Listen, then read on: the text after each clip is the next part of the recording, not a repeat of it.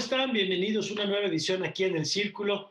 Y hoy vamos a platicar de un tema que me parece fundamental y que siento que no hemos puesto el suficiente reflector que merece, y es la violencia que han enfrentado niñas, niños, adolescentes, que es un problema que está arraigado en nuestro país y que además en tiempos de la pandemia se ha recrudecido. Y para eso nos acompañan Georgina Palma, que es psicóloga clínica. ¿Qué tal, Georgina? Hola, buenos días, Mario. Qué gusto que estés aquí con nosotros, Georgina, y también saludo con mucho gusto a Sara Antillón Esparza, oficial nacional de protección de UNICEF. ¿Qué tal, Sara? Hola Mario, mucho gusto y gracias por la invitación.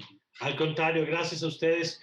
A ver, Sara, yo quisiera empezar contigo, si te parece bien, y que nos ayudes a poner primero en contexto el tema. Es decir, cuando hablamos de violencia, incluso previo a la pandemia, porque ya hemos dicho aquí en este programa que no es que la pandemia nos trajera de pronto violencia de género y no es que de pronto generara desigualdad entre hombres y mujeres, no.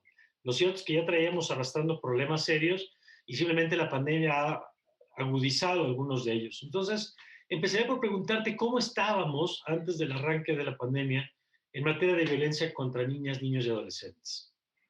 Bueno, en general, como bien lo estás diciendo, la violencia contra la niñez es al mismo tiempo algo que quizá todos y todos sabemos, pero es algo que es muy invisible, ¿no? Es algo que damos por sentado, sobre todo en tipos de violencia, por ejemplo, en la familia. Entonces, a nivel global, sabemos que una de cada dos niñas y niños van a sufrir violencia en algún momento de sus vidas, ¿no? Uno de cada dos. Uno de cada dos. Cada año además, ¿no? Porque claramente cada año van naciendo niñas y niños.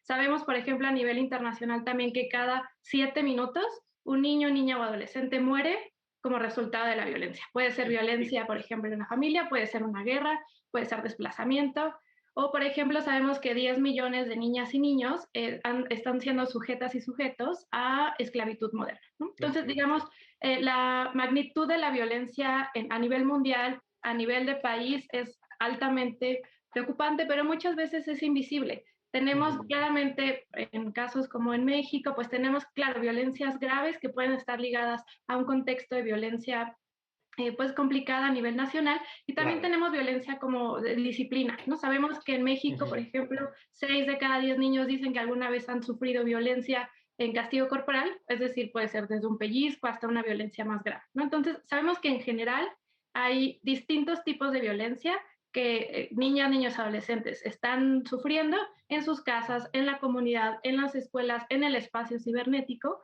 y que como tú bien dices, ahí estaban, y lo que hace la pandemia es que lo De magnificó. acuerdo. Y siguiendo con esa primera reflexión, Georgina, que nos comparte Sara, eh, parece que de pronto hay una competencia entre grupos sociales por visibilizar su propia problemática, ¿no? Y entonces la violencia de las calles, pues esa le hemos dedicado mucho tiempo. La violencia de género, afortunadamente, cada vez más se habla y se visibiliza. Pero lo que pasa con las niñas y niños, no sé si coincidas, Georgina, tenemos la paradoja de que constantemente decimos que son lo más importante y el futuro y la prioridad, y luego, a la hora de veras, y lo decía esto mucho Ricardo Bucio, quien encabezó el CIPINA hasta hace muy poco, el Sistema de Protección a Niñas, Niños y Adolescentes, decía, en presupuestos no se le dan recursos, y luego en las casas pasa este fenómeno que apuntaba Sara, la normalización de la violencia como una cosa que tiene que ver con la educación, parece que el primer gran problema es reconocer el elefante que tenemos enfrente, ¿no? Exacto. Muchas veces lo que tenemos enfrente es lo que más nos cuesta ver. Uh-huh. Y efectivamente el cierre de escuelas, la restricción de movimiento, de poder compartir con otras personas y en otros espacios, pues ha hecho que algunos niños o adolescentes queden atrapados en casa justamente con sus agresores. Uh-huh. Y aparte, o padres de familia que no habían sido tan agresivos, pero que ahora están manejando niveles de estrés altísimos. Uh-huh. Probablemente hay pérdidas de seres queridos, De probablemente, ingresos. exacto, de ingresos, de trabajos, ¿no? Entonces, todo esto, los papás en este momento están en una situación complicada, lo cual pues afecta a los niños. Y es muy importante porque hay muchas secuelas que deja la violencia en ellos, ¿no? dependiendo de las edades, dependiendo de sus personalidades, pero es algo muy, muy grave que se está viendo en alza en el confinamiento. ¿Cómo se detecta esto? Y te lo pregunto, Georgina, porque aquí hemos hecho varios programas sobre la violencia doméstica y de pronto, con todo lo complicado que resulta documentarlo, están las llamadas al 911 o están, pero porque tienen incluso mejores condiciones todavía que niñas y niños a veces para poderse escuchar, con toda la complejidad que tiene. ¿Cómo es que vamos detectando esto? ¿Tú lo has visto en la clínica, en los casos que llegan? ¿Cómo se va documentando esto? Claro que sí, bueno, depende mucho de las edades, ¿no? Por ejemplo, en niños más pequeños, como de edad preescolar, nosotros podemos ver que tienen regresiones, ¿no? ¿Qué Ok. quiere decir regresión? Que cuando ya había controlado, por ejemplo, esfínteres, Ujú. regresa a mojar la cama. Que ya era más independiente y hacía sus cosas solito y de repente necesita mucho a mamá, mucho a papá, se empieza a volver a chupar el dedo como cuando era bebé. Muchas veces no quieren dormirse o ya quieren la luz prendida, O eso es dormir solos. dormir solos, pero generalmente son signos de terror, ¿no? Como que Mm. les angustia algo y les da miedo algo, aunque ellos lo proyectan en el monstruo o en la Ujú. oscuridad, pero realmente es un miedo mucho más profundo, ¿no? Inclusive ellos pueden ocultarse o pueden tartamudear cosas que no habían presentado antes, ¿no? Generalmente en niños pequeños es esto. En otros niños más grandes, digamos que yo creo que después de primaria o más o menos en esa edad, nosotros vemos que los niños empiezan a tener un rendimiento menor en la escuela, ya no quieren participar ahora en las clases online, Ujú. ya se está viendo como mucha reticencia, ¿no? Hacia el proceso educativo, están como enfocándose en eso y no quieren participar, Ujú. están faltando, están teniendo peores calificaciones cuando nuestro niño generalmente no tenía eso y también están presentando dolores de estómago o de cabeza frecuentes, ¿no? Eso estamos viendo mucho y esos son pequeños signos que nos hacen entender que algo sucede con este niño, ¿no? Que está sufriendo algún tipo de malestar, que se está presentando de estas diversas formas y hay como una regresión, un retroceso o algo que nos está diciendo, él no era así, ¿no? Hay que empezar a monitorear un poco más lo que está pasando ahí. A ver, y en ese sentido, Sara, ya lo apuntabas tú y que de pronto, cuando hablamos de violencia, hay formas como más evidentes, ¿no? La violencia, el golpe, digamos, es la manifestación más clara. Pero así como hemos aprendido que en el caso de la violencia de género puede haber violencia psicológica, ¿no? Violencia patrimonial o violencia económica, ¿cómo se manifiestan estas formas hacia las niñas, niños y adolescentes? Porque justamente en este camino que estamos haciendo de empezar a visibilizar las cosas o reconocer las cosas o incluso leerlas, ¿no? Como decía ahora Georgina, de los síntomas que de pronto revelan que algo está pasando ahí, aunque a lo mejor no fuera tan evidente al principio. ¿Cuáles son las formas en las que niñas, niños y adolescentes están resintiendo esto, se presentan estas formas de violencia? Bueno, cuando hablamos de violencia contra niñas, niños y adolescentes, hay muchas formas en que podemos abordar. Por ejemplo, ya lo decía Georgina, puede ser, por ejemplo, por grupo etario, ¿no? Puede haber distintas manifestaciones, distintas formas de violencia por grupo etario. Otra forma también de entenderlo es por entornos, ¿no? Sabemos que niñas, niños y adolescentes sufren violencia en todos los entornos en los que se encuentran. Esto es en el entorno del hogar, en el entorno comunitario, en el Ujú. entorno escolar, en el entorno digital y digamos, el entorno comunitario incluye la calle, pero incluye también espacios religiosos, deportivos, culturales, ¿no? Entonces, digamos, sabemos que niñas, niños y adolescentes sufren violencia en todos esos entornos. Y también podemos entenderlo por tipos de violencia. El Comité de Derechos del Niño de Naciones Unidas ha hecho una lista que no es exhaustiva, pero son como 13 tipos de violencias, ¿no? Y Ok. ahí encontramos de todo, desde la violencia, como decíamos, física, sexual, violencias más graves como desaparición, tortura, violencia sexual, Ujú. hasta, por ejemplo, la que puede ser contra ellas mismas, contra ellos mismos o entre pares, ¿no? Puede ser también la violencia institucional. Entonces, cuando pensamos en violencia contra niñas, niños, adolescentes, en realidad podemos entenderlas en todos los espacios y con múltiples manifestaciones. En el caso ahora de la pandemia, por ejemplo, hay algunas que quizá están siendo mucho más manifiestas. Puede ser, como ya se decía antes, por ejemplo, en un entorno familiar donde hay muchísima presión, Puede empezar a haber violencias físicas o verbales, hasta violencias más graves, sobre todo en los espacios comunitarios. Y, por ejemplo, pensando en personas adolescentes, sabemos que situaciones como pandemias o en general problemas de gran magnitud empuja a las niñas socialmente, a mujeres y adolescentes, a matrimonio infantil, ¿no? Entonces, sabemos que, como les digo, la violencia infantil está en todos lados y prácticamente en todas las niñas, niños y adolescentes, lamentablemente. Ahora, decías, Georgina, hace rato, pues cómo el entorno de la familia pues termina impactando, ¿no? En los niños, niñas y adolescentes, a veces de manera directa, a veces de manera indirecta, por este estrés que se puede estar viviendo.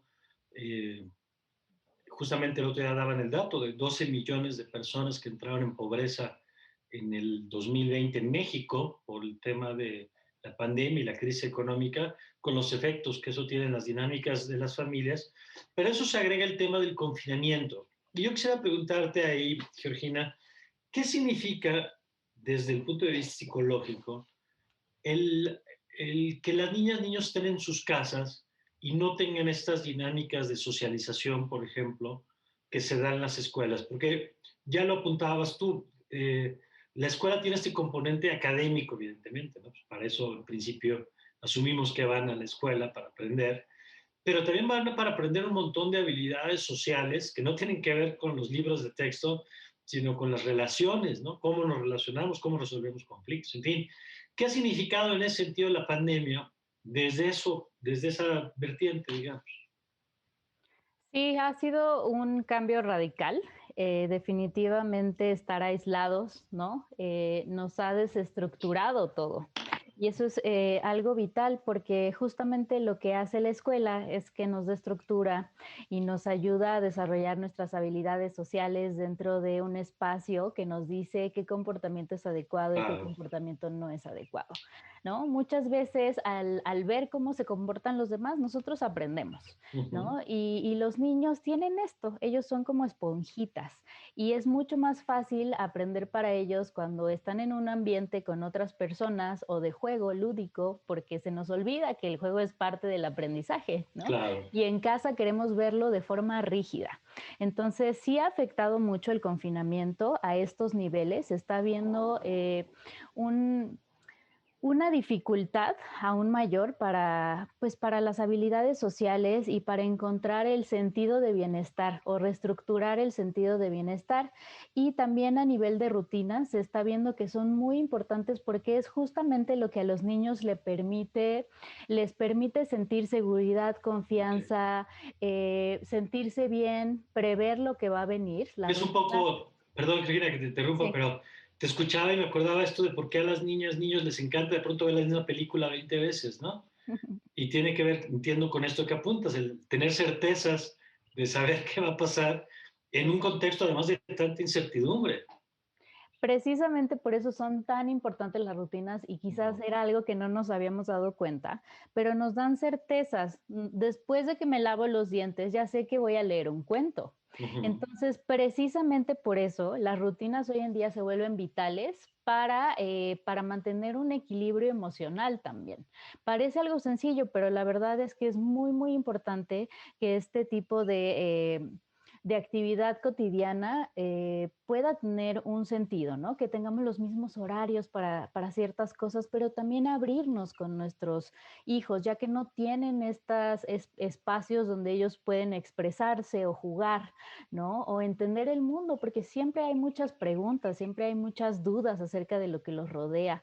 Y muchas veces quien hace eso, pues es el maestro o maestra en una Uh-huh. institución, pero ahora les está tocando esa parte a los papás y a las mamás y a los cuidadores. Y es de vital importancia que a través de lo que los niños ven de los papás, pues es lo que están aprendiendo, ¿no? Si los Claro. papás están manejando bien sus conflictos, pues el niño va a aprender, ¿no? A través de la habilidad emocional que tiene el papá. Si el papá es muy ansioso, pues detrás de un papá ansioso probablemente haya un niño ansioso.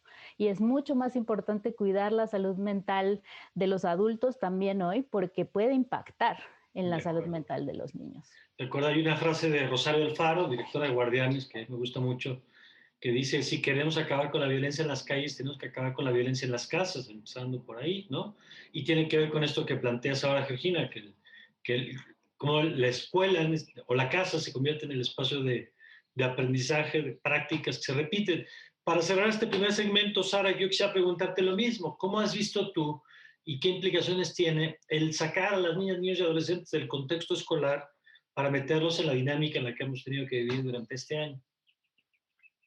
Bueno, desde UNICEF hemos impulsado a nivel internacional y claramente en México la reflexión sobre justo la importancia de que niñas, niños y adolescentes puedan regresar a la escuela como algo prioritario cuando las medidas lo permitan.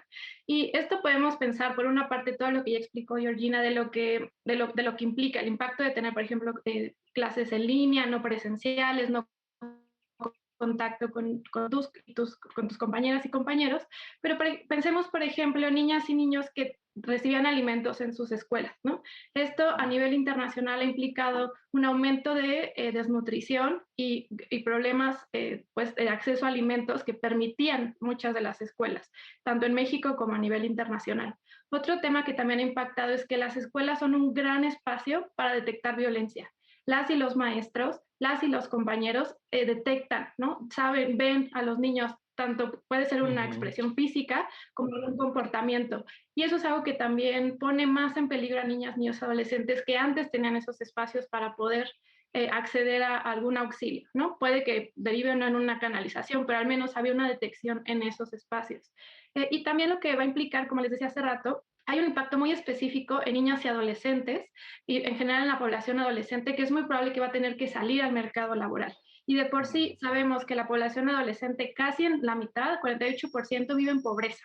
Entonces, en una situación previa al COVID, ¿no? Entonces, esto probablemente va a implicar un aumento de la deserción escolar en adolescencia y un aumento del empleo, digamos, claramente informal en las personas adolescentes entre los temas más complejos y lo que eso puede implicar, tanto en términos de, no sé, como la captación de crimen organizado o la captación de trata, entre otros problemas mucho más graves. Ok. Bueno, es tiempo de hacer una pausa, pero vamos a regresar con dos temas. El asunto de las consecuencias que han mencionado ustedes, ¿no? ¿Qué significa de pronto que una niña, niño, adolescente esté expuesto a entornos de violencia? ¿Cuáles son las secuelas? Porque otra vez tenemos que desmontar telarañas que de pronto tenemos de, hombre, una nalgada a tiempo, ¿no? Bueno, vamos a platicar de eso, porque luego hay secuelas que tenemos adultos disfuncionales que a lo mejor no hay que buscar explicación en la vida adulta, sino en la infancia. Pero de eso platicamos regresando a este corte. Ya volvemos.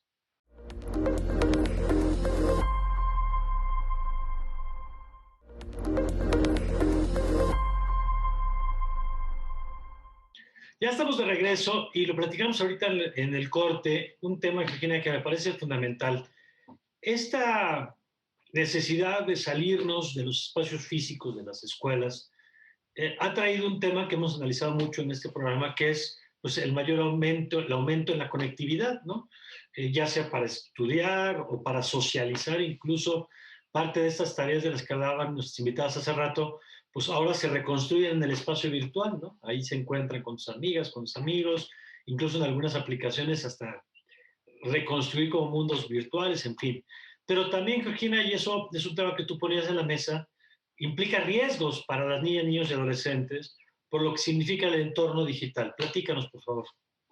Sí, la violencia online es algo, yo creo que relativamente más visible que antes, porque precisamente estamos pasando todo nuestro tiempo en el mundo virtual y para los niños y niñas es importante y es beneficioso para sus habilidades sociales, para mantenerse conectados con sus amigos y jugar, pero también los está exponiendo y los está justamente exponiendo a gente que podría estar detrás de ciertos personajes o supuestas amistades y los niños pues son más vulnerables, no llegan a entender que la gente a veces tiene otro tipo de intenciones y esto es algo muy muy importante y se está viendo cada vez más. Llegan muchos casos en serio a consultorio de gente muy preocupada que su hijo está haciendo amistades que no conoce, que están fuera de sus ámbitos escolares y que los papás están muy preocupados porque no saben quiénes son estas personas, qué tipo de ideas le puede estar estar compartiendo, qué tipo de material.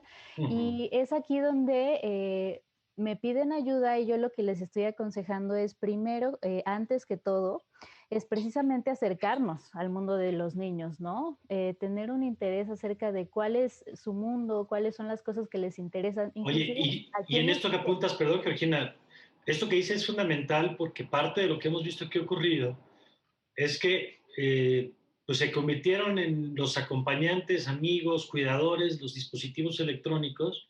Y lo digo además no desde la condena de la superioridad moral, porque hay que entender también que los padres y las madres están conectados todo el día, están conectados en el trabajo, están sujetos a unos niveles de estrés.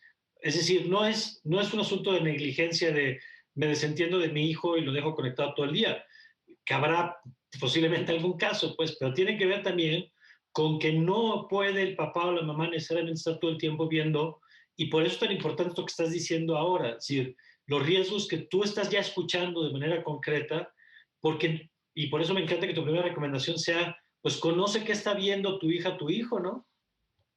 Exactamente, antes de juzgar, antes de hacer esto de la regañada, ¿no? Porque, ¿por qué? Porque nos va a alejar, ¿no? De ellos. Y Uh -huh. el propósito es lo contrario, es acercarnos.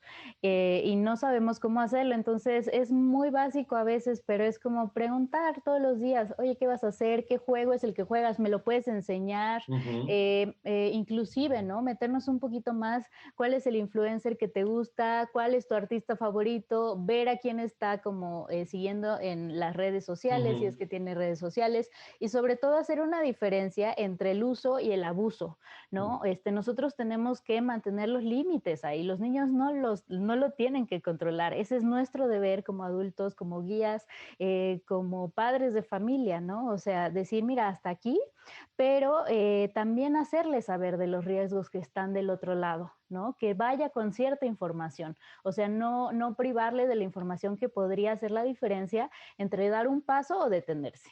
Claro.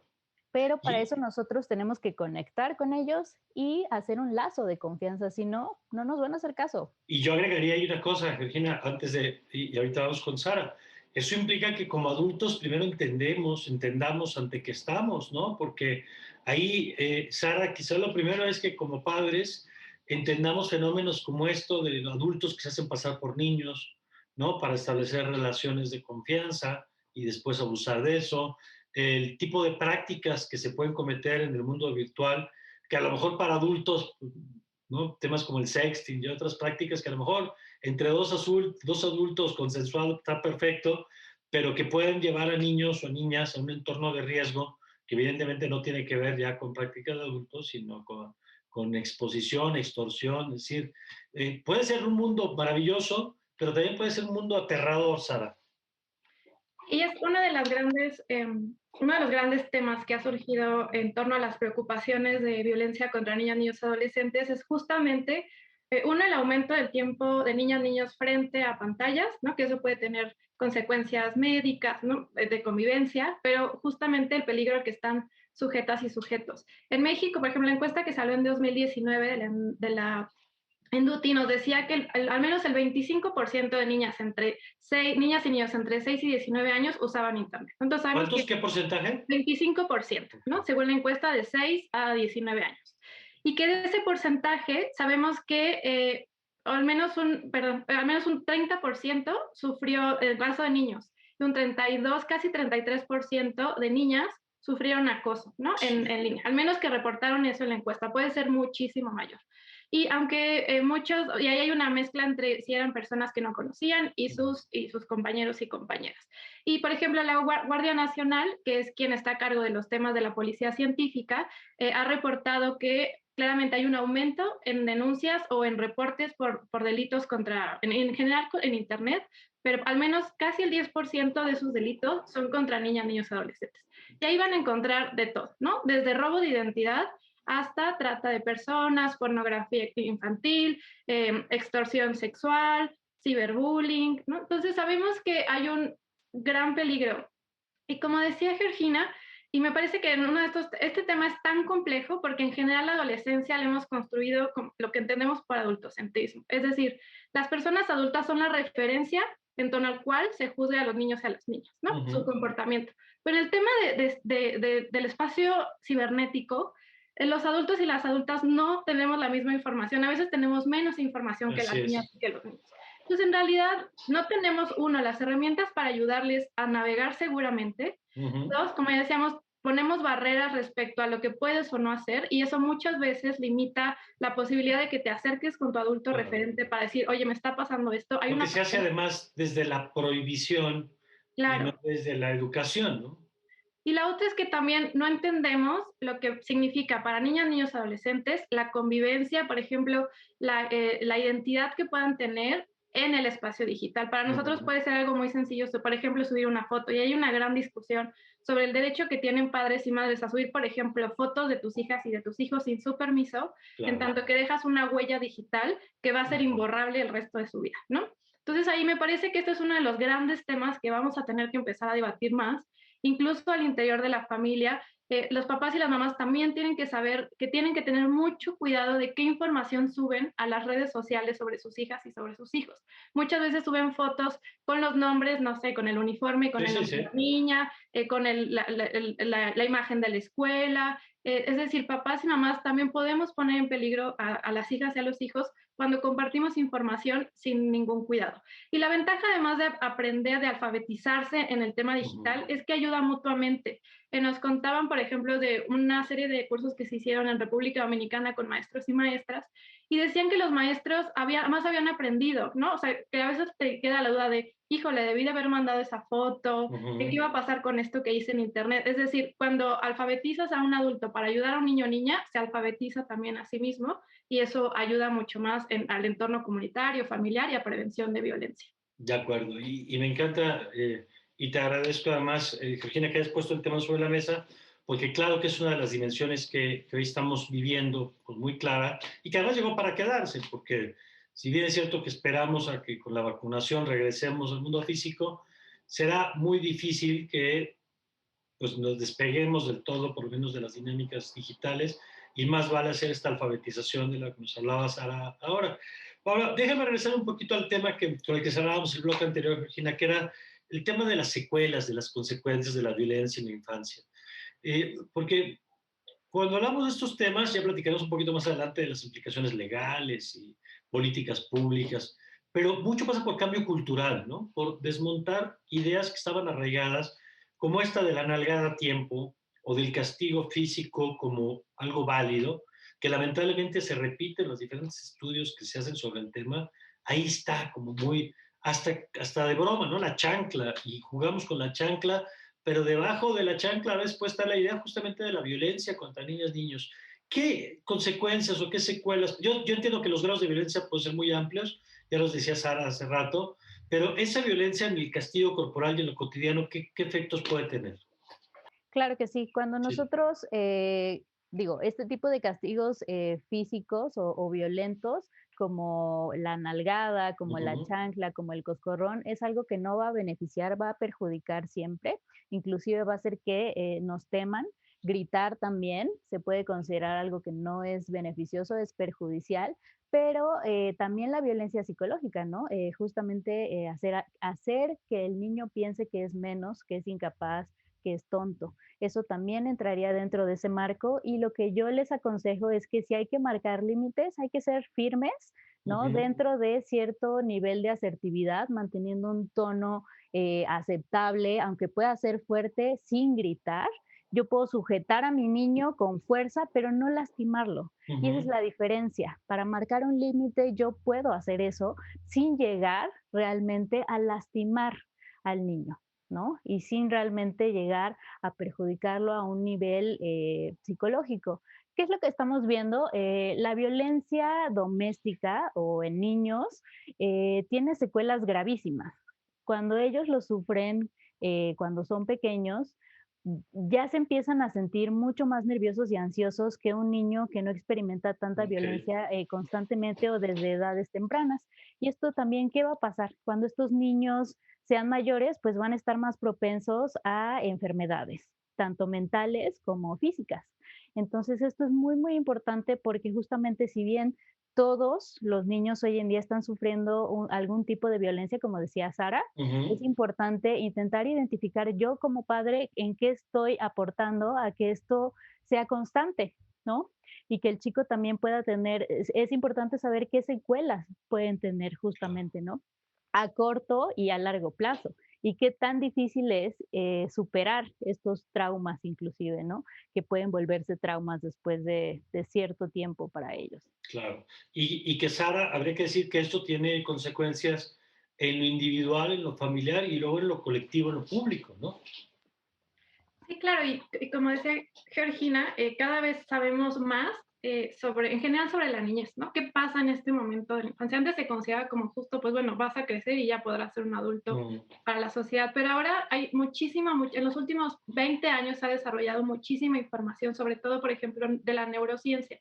Y sabemos, tenemos muchos estudios de los efectos en el cerebro que tiene la violencia. Es decir, cuando los niños y las niñas están sujetas a violencia, lo que pasa es que en el cerebro se activa la parte de angustia, la parte de sobrevivencia, con lo que eso implica. Y eso los va a poner, además les genera muchísima angustia, muchísimo estrés, muchísima ansiedad. Es decir, los niños están listos para huir todo el tiempo cuando están sujetos y sujetas a un contexto de violencia. Eso tiene claramente afectaciones en sus conexiones neuronales y eso lo sabemos ahora. Entonces, la importancia justo de hablar de castigo corporal, que es algo que seguramente se ha exacerbado en estos momentos de pandemia, es que padres, madres y personas cuidadoras tienen que saber, uno, que el castigo corporal no sirve, es decir, nos han enseñado que es porque por tu bien, porque sí, es sí, para sí. corregirles, pero tienen que saber que eso que nos enseñaron durante generaciones, ahora sabemos científicamente que no sirve.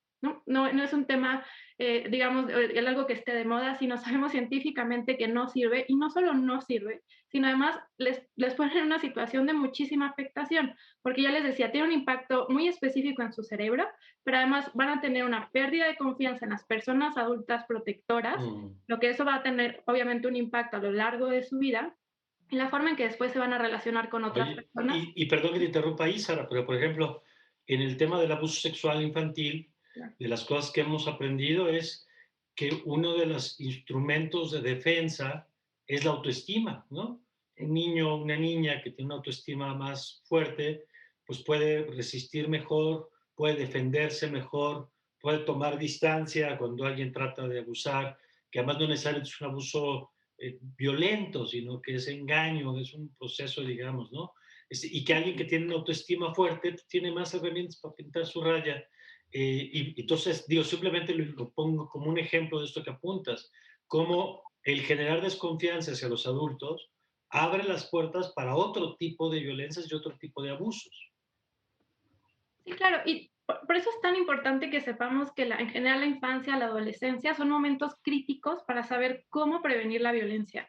Es decir, nosotros tenemos que darles las habilidades para, uno, identificar, para rechazar y responder a todo tipo de violencia. Y para eso necesita justamente que las y los adultos referentes les enseñen eso. Y por eso el castigo corporal, en general los temas de crianza, tienen que ver más con la persona adulta que con los niños y las niñas. Es decir, las personas adultas tenemos que aprender a expresar lo que queremos sin gritar. Es decir, es muy común que les gritemos que se calmen mientras les gritamos, ¿no? Sí, claro, Es, que es es muy común. exactamente el mensaje contrario del que quieres Sí, transmitir. porque lo que le estás diciendo es, sí, pero yo sí puedo gritar porque soy adulta y tú no, porque eres un niño, pero te estoy pidiendo que te calmes de una forma violenta, ¿no? Ujú. Tenemos que aprender a perdonar. Solemos decir, no, porque te lo dije y entonces como no lo hiciste, pues ya, ¿no? Tenemos que aprender a que sean resilientes, Oye, y a a que pedir cuando perdón también, ¿no? claro, Cuando te las personas equivocas. adultas no pedimos perdón, o estamos muy acostumbradas a decir, pues porque te lo digo yo, porque soy tu mamá, porque soy tu papá, porque soy la autoridad que sea, ¿no? Tenemos que aprender a explicarles,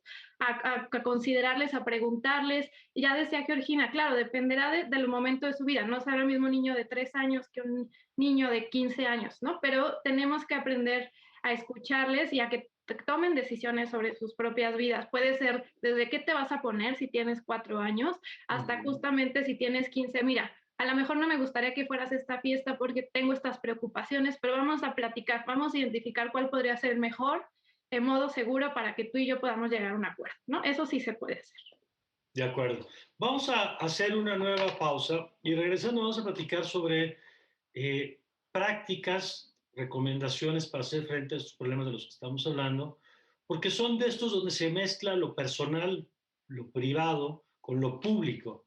Y de eso platicamos, si les parece, regresando a este corte. Este es El Círculo y nosotros ya volvemos.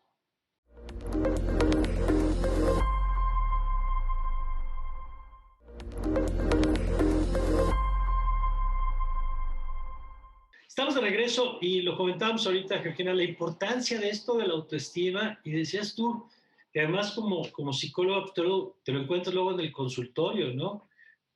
La forma en que llegamos como adultos a resolver temas, los recursos que tenemos emocionales para resolver los conflictos que nos vamos encontrando en la vida, pues tiene que ver directamente con qué tipo de experiencias tuvimos en la infancia, ¿no? Sí, justamente, y cada persona responde diferente al abuso y al trauma, ¿no? Pero ¿qué va a hacer que una persona lo pueda superar o pueda ser resiliente? Pues que tenga un vínculo positivo o saludable con su familia y amistades y que también tenga una buena autoestima y que se sienta en un ambiente seguro, ¿no? De confianza. Eso va a generar seguridad interior, ¿no? Y es súper importante saber que pues las afectaciones de la violencia en una persona o un niño son muy graves. Puede llegar a desarrollar depresión o ansiedad, diabetes, obesidad, o sea, son tantas cosas, baja autoestima, cardiopatías, o sea, realmente es muy importante que nosotros podamos tener esta información de nuestro lado, ¿no? Y creo que algo importante que mencionar también es que como papás tenemos altas exigencias ante los hijos, no son realistas. Cuando la exigencia es muy alta y está muy desfasada de la realidad, hay malestar. Queremos que los niños se mantengan quietos cuando sabemos que necesitan moverse y no Claro. los escuchamos, los regañamos, ¿no? Es como, ay, deja de moverte, no Y sé más qué. ahorita, ¿no? Que los pobres están Más llenos de ahora. energía y que no Exacto. pueden salir a ningún lado. Exacto, y realmente en vez de escucharlos los regañamos, pero si los escuchamos podemos negociar, ¿no? Podemos hacer que el espacio sea un espacio menos para ambos. Por ejemplo, si no se puede dejar de mover, hay que ponernos creativos, pongámosle una de esas pelotitas gigantes en la que puede Sí, estar sentado, pero asistiendo a clases, ¿no? O sea, es un momento para reinventarnos y ser muy creativos y dialogar. de acuerdo. Y ahí yo quisiera, Sara, en este segmento, entrarle a este asunto de las políticas, tanto familiares como públicas. Porque quizá una de las primeras cosas, Sara, es sacar a la infancia de la esfera de lo privado, ¿no? Que de pronto ha habido esta cultura de la que hablaban ustedes, de que pues, los niños yo los educo, ¿no? Hasta hay un movimiento por ahí de, a mis hijos yo los educo. Pues, está muy bien. Nada más que hay cosas que no tienen que ver con las decisiones familiares, sino que tienen que ver con derechos, que tienen que ver con cosas que el Estado está obligado a tutelar, más allá de las dinámicas de cada familia en particular, que por supuesto tú tienes derecho a una educación religiosa, tú tienes derecho no, pero tú no tienes derecho a entornos violentos o a castigar de manera violenta o a atentar de manera con violencia psicológica, devaluando a una niña o un niño con autoestima, con insultos o con ofensas. Entonces, ahí te pregunto, ¿cómo estamos en México en este sentido? Y si además en este contexto en el que estamos, en este que ustedes han descrito de la pandemia, con todos los agravantes que ya han dicho, el Estado mexicano ha tenido políticas públicas para atender esta problemática hoy. Sí, como dices, en general los temas de derechos humanos, pero sobre todo, por ejemplo, en temas de derechos de las mujeres y derechos de niñas, niños, adolescentes, lo que nos lleva es justo a entender que lo privado es público, ¿no? Es decir, lo que pasa dentro de las casas no es un asunto exclusivo de las familias, no es un asunto exclusivo de las personas que están ahí. La violencia que existe al interior de las casas es algo público y es algo en lo que el Estado tiene que intervenir.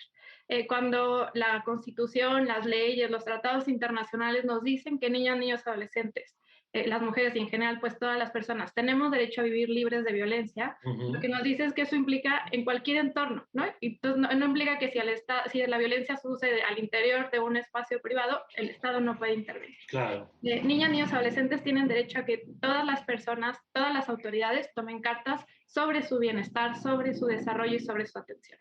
Entonces, eso implica una corresponsabilidad. Claro, las autoridades tienen que establecer mecanismos, uno, para escucharles, es decir, no basta con que tú tengas, por ejemplo, un servicio policíaco si, no, si los niños y las niñas no pueden acceder, ¿no? Pues, por ejemplo, el 911, sobre todo a partir de la pandemia, empezó a recibir, se hicieron ahí algunas modificaciones y se empezaron a recibir con mayor se empezaba, por ejemplo, a motivar a que niñas y niños adolescentes pudieran hablar al 911 para pedir ayuda, ¿no?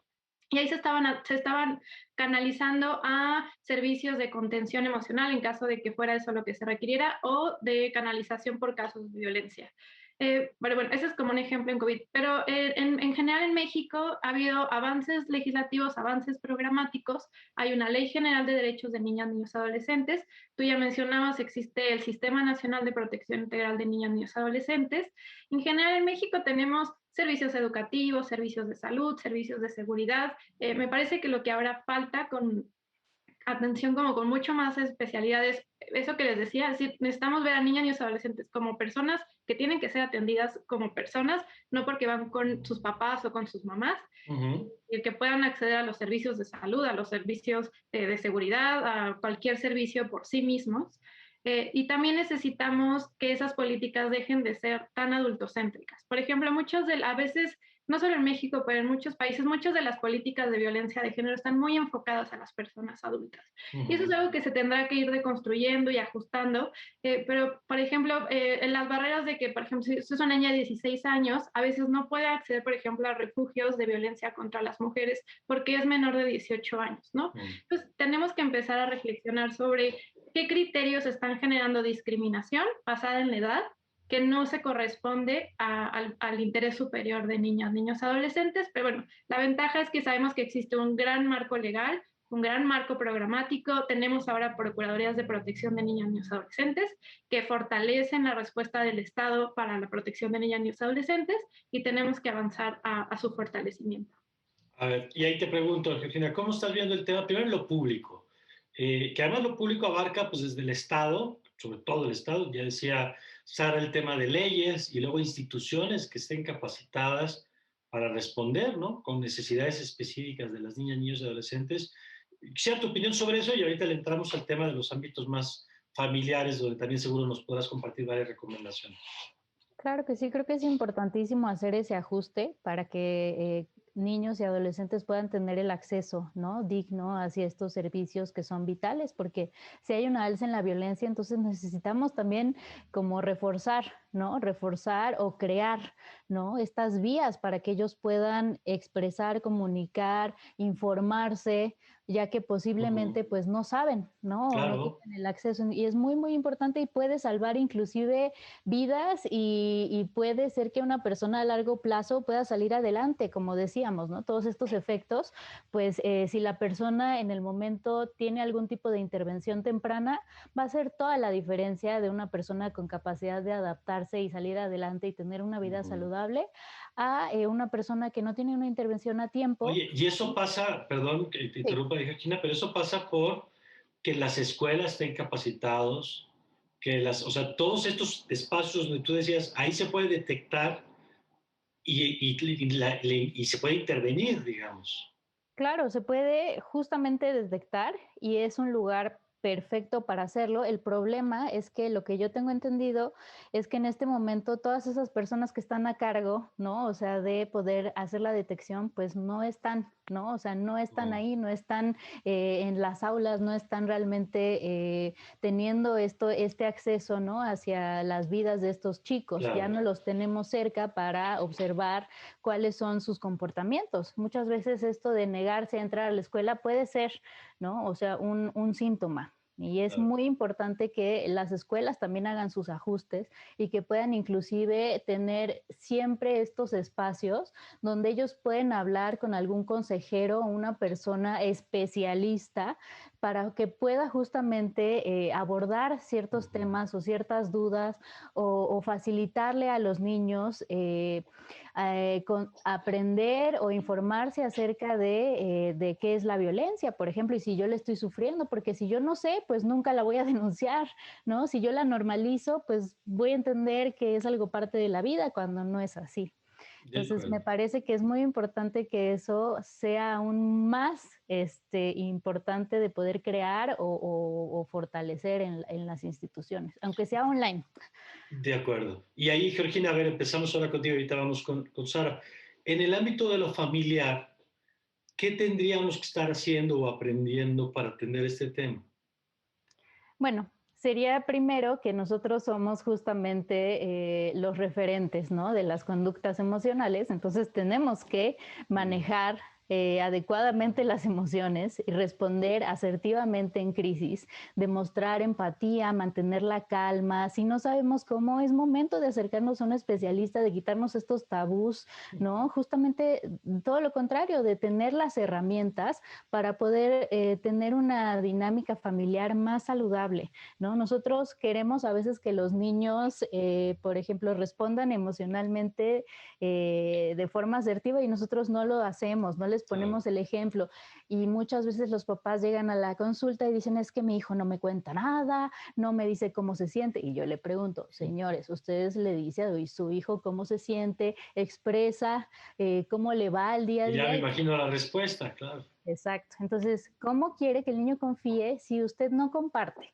Entonces, el primer paso es justo hacer eso, ¿no? Nosotros abrirnos, compartirnos, pero sobre todo, aunque podamos expresar que también nos sentimos ansiosos, es mantener la esperanza, ¿no? Mira, esto es temporal, el encierro es esto, la vida es esto, sacar las cosas positivas del encierro también, ¿no? Pero si nosotros no sabemos cómo, pues no lo vamos a poder hacer con nuestras familias. Por eso es importante aprender a comunicarnos mejor, aprender a saber qué herramientas necesito para que nuestra convivencia sea buena, ¿no? Sea saludable, no caer en las cosas que nos enseñaron a nosotros y que sinceramente nos generaron hasta traumas, ¿no? De acuerdo. Intentar no Y repetir. partir de la premisa de que lo que nosotros vivimos no necesariamente se tiene que repetir. Exacto, todo lo contrario, ¿por qué no demostramos afecto?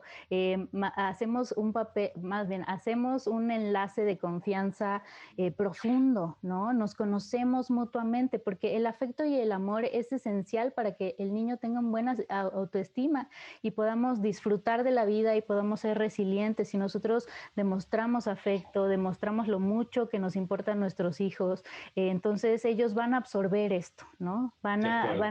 Van a hacer que sea parte de su vida y que sea algo que les da fortaleza también. De acuerdo. Y ahí, Sara, digamos, tú, ¿qué dirías que tenemos como tarea pendiente en estos temas? Es decir, porque en el entendido de que, como lo has explicado muy bien, parte es asunto familiar, personal, hasta historias personales de vida, como decía ahorita Georgina, pero parte es política pública y es empujar una visión de las dinámicas dentro de las casas. ¿Qué dirías tú que es la agenda pendiente en este tema?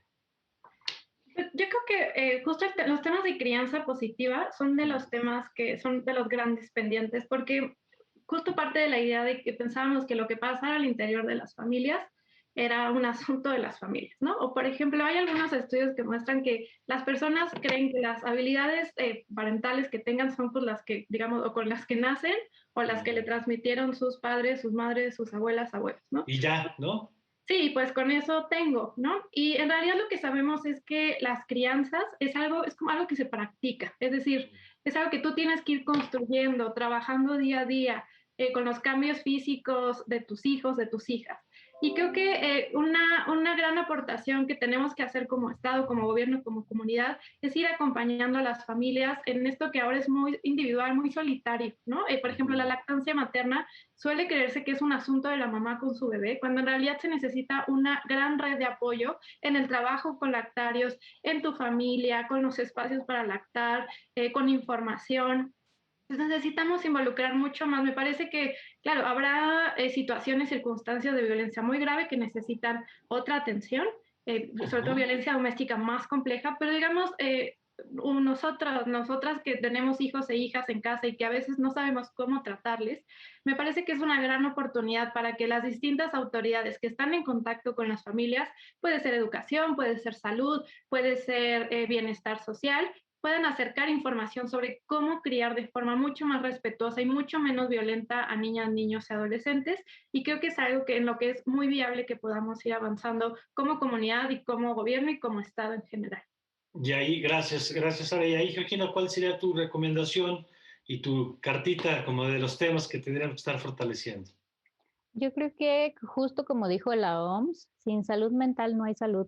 Creo que es algo importantísimo, Claro, no podemos claro. dejarlo de lado, no porque queramos evadirlo, desaparece. Ujú. Justamente hay que atenderlo, hay que verlo, por más doloroso que sea, y aceptar también que nosotros no tenemos las herramientas, no sentirnos mal, ¿no? Pero justamente abrir estos espacios, si no los tenemos todavía en casa, abrirlos, generarlos, empezar a hacer las cosas distintas, no como Ujú. nos enseñaron, ¿no? ¿Por qué? Porque vamos a ver un cambio radical en el crecimiento y desarrollo de los niños, pero también en nuestra vida diaria, ¿no? En nuestro vínculo con ellos y en nuestros sentires, ¿no? Cotidianos. Si nosotros logramos expresar, si nosotros logramos canalizar de forma adecuada esta angustia, este miedo, esta tristeza, pues entonces vamos a ir por buen camino, nos vamos a volver personas fortalecidas, resilientes. Es un momento importante, ¿no? Para justamente no dejarnos hundir, apoyarnos mutuamente, pero para eso los papás tienen que estar muy conscientes de que primero también tienen que atenderse ellos. De acuerdo. Y destaco esto que has estado apuntando también, Georgina, que es eh, la violencia sí puede marcar, la violencia sí tiene secuelas muy importantes, pero también hay procesos para salir adelante, ¿no? Es decir, no y hay formas de romper las espirales de violencia también.